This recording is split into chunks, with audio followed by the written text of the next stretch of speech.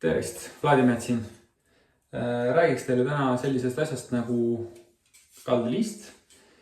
Nagu ka nimetus siis ära ütleb, et tegemist on siis listuga, mis läheb siis siia kalde serva äärde.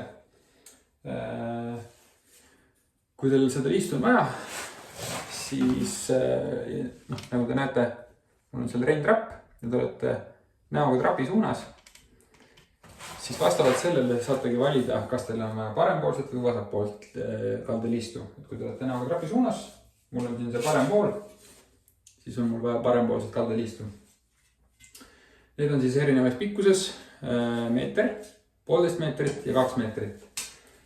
Progressi listuvalikus on ka välisnurgalistud, mis on täpselt samasuguse tooniga.